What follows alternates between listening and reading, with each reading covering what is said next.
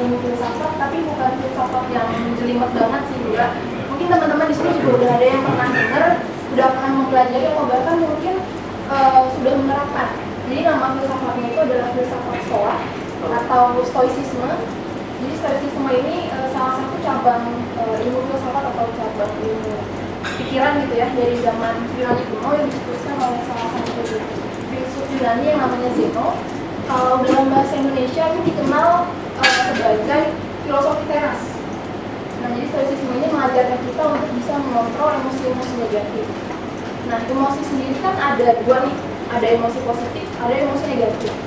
Kalau emosi positif itu seperti halnya rasa senang, bahagia, terus harapan, cinta itu emosi positif. Tapi ada juga yang namanya emosi negatif.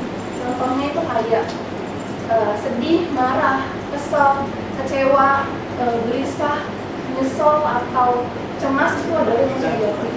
Nah, emosi-emosinya perlu kita kontrol supaya kita bisa mendapatkan ketenangan jiwa. Itu kalau kata Stoicisme. Dan menurutku ini ilmu pikiran yang cukup bagus, apalagi untuk teman-teman yang mungkin suka overthinking. Stoicisme ini banyak diterapkan dan dipopulerkan oleh tokoh-tokoh dunia dan juga filsuf Yunani. Salah tiganya adalah tiga filsuf besar ini. Mungkin teman-teman ada yang tahu ini siapa aja dari gambar yang paling kanan?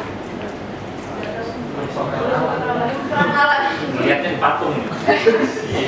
Kenalan dulu, ini namanya Seneca. Seneca ini adalah seorang pedagang ya. Dulunya dia ini kaya raya, tapi kemudian dia jatuh miskin dan menjadi seorang pedagang. Lalu yang kedua ini mungkin yang lebih familiar. Ini Marcus Aurelius. Dia salah satu bukan hadir. Dia salah satu kaisar Romawi dan dia adalah salah satu dari 5 kaisar terbaik yang pernah ada. Dan yang ketiga ini adalah Epictetus. Epictetus ini adalah filsuf yang merupakan seorang Buddha. Jadi Stoicisme ini diterapkan oleh mereka.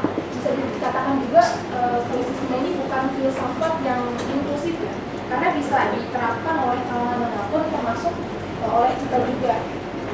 Karena memang tujuan dari Stoicisme ini adalah untuk mendapatkan ketenangan batin, ketenangan jiwa dari manajemen emosi negatif tadi. Nah, caranya gimana? Jadi dalam Stoicisme segala hal yang terjadi dalam kehidupan itu kita golongkan menjadi dua dimensi. Ada dimensi internal dan ada dimensi eksternal. Dimensi atau yang kemudian disebut sebagai dikotomi kendali. Nah, dimensi internal ini adalah dimensi yang berada di bawah kendali kita. Misalnya kayak pikiran kita, keinginan, etos kerja, komitmen, profesionalisme, lalu suara kita dan aksi kita itu adalah dimensi internal. Tapi ada juga hal-hal yang berada di luar kontrol kita, maka yang kemudian disebut sebagai dimensi eksternal. Contohnya kayak opini orang lain, respons orang lain, terus penilaian orang lain, peristiwa berdampak, peristiwa alam itu termasuk ke dalam dimensi eksternal. Nah, yang jadi masalah pada umumnya, manusia pada umumnya itu mengalami kebahagiaan pada faktor eksternal tadi. Kalau menurut Stoicisme, kita hanya perlu fokus pada hal-hal yang berada di bawah kendali kita. Bahwa kebahagiaan tadi bisa loh kita shifting dari dimensi eksternal ke dimensi internal. Misalnya, saya seorang sutradara film. Nah, yang menjadi kendali saya itu, saya bisa menentukan film yang mau saya buat itu genrenya apa, lalu siapa saja yang mau menjadi pemeran di dalam film itu, alur filmnya mau seperti apa, atau treatment yang mau diberikan di dalam film itu tuh mau gimana. Itu semuanya kendali saya.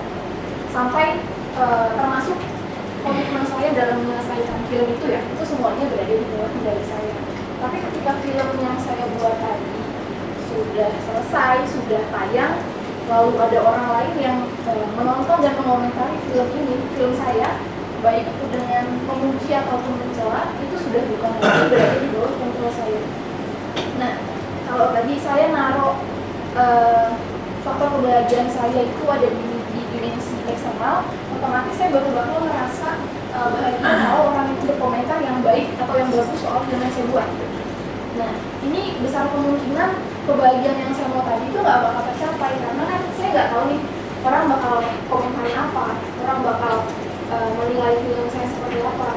Nah, tapi kalau saya sih kebahagiaan eksternal tadi menjadi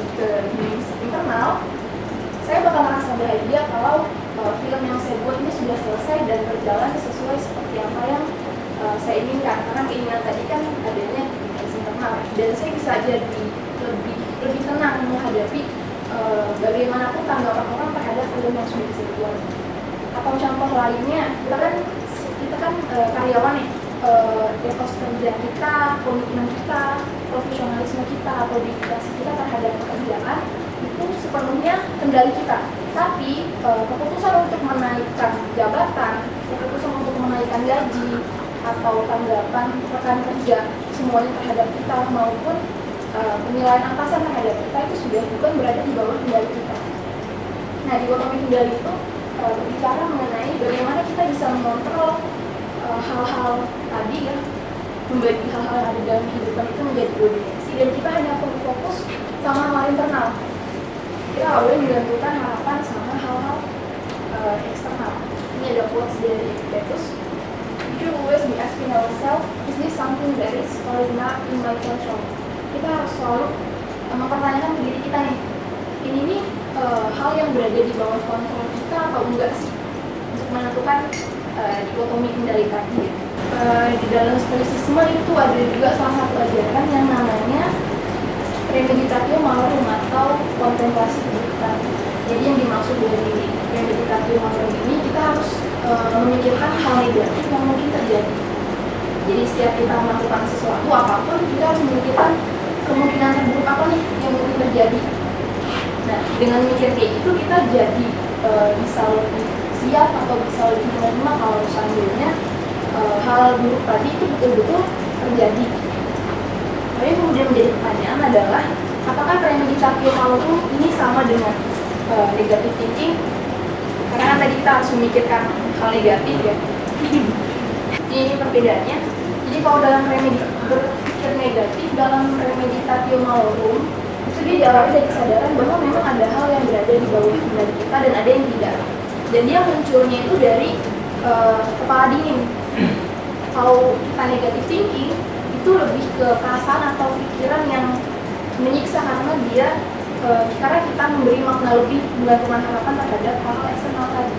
Dan dia munculnya seringkali tanpa kendali dan nggak ada solusi. Kalau bingung, saya coba kasih contoh. Kalau berpikir negatif dalam premeditatio malorum itu besok saya ada presentasi penting nih pakai PowerPoint. Nah, listriknya bisa aja mati. Berarti saya harus paham poin-poin yang mau saya sampaikan supaya kalau listriknya mati saya tetap bisa presentasi. Nah, di sini kan saya memikirkan hal negatifnya. Hal negatifnya adalah listriknya mati. Nah, itu saya sadar bahwa hal itu adalah hal eksternal yang nggak bisa saya kontrol.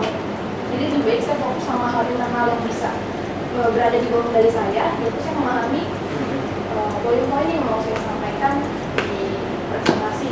Jadi ketika hari-harinya si listrik ini betulan mati, itu nggak jadi masalah buat saya karena saya sudah pernah memikirkan ini dan sudah punya langkah antisipatifnya lah. Tapi kalau negative thinking, dia aduh gimana ya kalau besok laptopnya mati, aduh gimana ya kalau listriknya mati, terus nggak bisa pakai proyektor, gimana ya kalau A, gimana ya kalau B, C, D, E, pertanyaan itu bakal muncul terus tuh, karena memang datangnya tanpa kendali tadi dan itu nggak ada solusinya. Akhirnya kan emosi yang dihasilkan juga negatif tuh, jadinya cemas kan karena terlalu banyak memikirkan tadi. Bisa dipahami ya perbedaannya antara berpikir negatif dalam premeditatio malorum dan negative thinking. Jadi memang berpikiran negatif dalam premeditatio malorum ini sebagai langkah antisipatif ya. Misalnya kita menghadapi kemungkinan terburuk. Terus juga kalau kita berpikir negatif dalam premeditatio malorum itu kita bisa merubah hal yang tidak terduga jadi hal yang sudah diantisipasi. Ini yang prepare buat kita menghadapi skenario yang buruk. Ini ada quotes lagi dari Seneca. If you will not have a man flinch when crisis comes, train him before it comes. Kalau kamu nggak mau seorang pria ini gentar ketika menghadapi krisis, latih dia sebelum krisis itu datang. Itu sama halnya konteksnya yang tadi ya, kita harus memikirkan skenario yang buruk.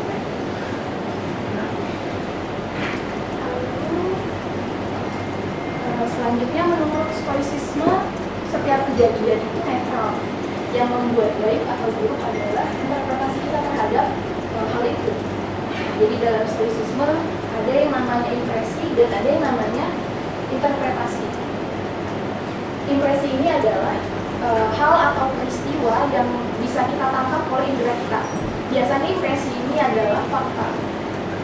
Sedangkan interpretasi adalah kemampuan kita untuk mengartikan si impresi tadi, kemampuan kita buat mengartikan peristiwa yang tadi sudah terjadi faktanya. Misalnya gini, saya terkena dampak layoff perusahaan dan saya menganggap bahwa itu adalah sebuah kesialan. Yang menjadi impresi di sini adalah fakta bahwa saya terkena dampak layoff perusahaan. Itu kan fakta ya, jadi bisa ditangkap oleh indera. Tapi bahwa saya menganggap itu adalah sebuah kesialan, karena saya menganggap itu adalah sebuah kesialan, emosi yang kemudian muncul itu adalah saya mungkin sedih dan berlarut, saya marah, saya kecewa, terus lama-lama dipikirkan juga jadi stres. Tapi kalau kita mau mencerna atau menginterpretasikan ulang, masih ada loh alternatif interpretasi lainnya. Misalnya lumayan lah dapat pesangon, lumayan lah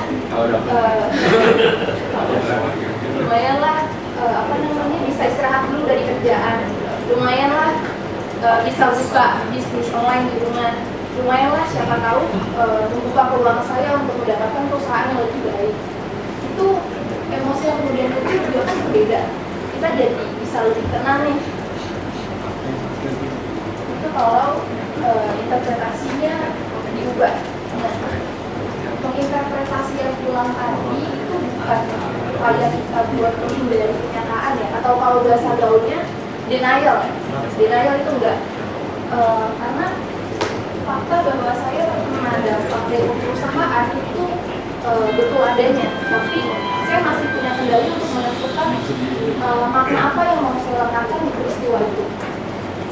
Nah, dan menurut saya juga memang kita sebagai individu wajib untuk sadar, wajib untuk menerima bahwa memang di luar sana ada banyak hal yang senantiasa bakal bikin kita kecewa, dan stoicisme ini ada untuk mengajarkan kita tidak menggantungkan harapan dan kebahagiaan pada hal yang di luar kendali kita. Quotes lagi, quotes mulu ini. What really frightens and dismays us is not even themselves, but the way in which we think about them. It is nothing that is for us, but our interpretation of their significance. Jadi yang betul-betul frightens, membuat takut dan mencemaskan bukan hal atau peristiwa eksternal tadi, tapi cara kita memikirkannya, bukan hal eksternal tadi yang mengganggu kita, tapi interpretasi kita, cara kita mengartikan peristiwa tadi. Jadi kalau bicara stoicisme memang cukup kompleks ya, ada banyak sekali hal yang harus dipelajari. Jadi untuk menerapkan stoicisme juga kita perlu latihan terus-menerus, bisa dimulai dari hal kecil yang kita hadapi di daily life. Tapi kalau teman-teman ada yang penasaran atau pengen mempelajari stoicisme lebih dalam, saya ada beberapa rekomendasi bacaan yang cocok.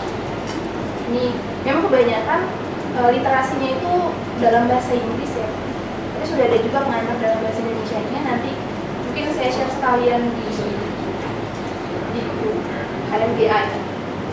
Quotes lagi, quotes mulu, quotes terus. The power of your mind and outside it. Realize this and you will find strength. Pokoknya sadarin kalau kita punya kekuatan di pikiran kita, kalau kita bisa nyadarin itu, kita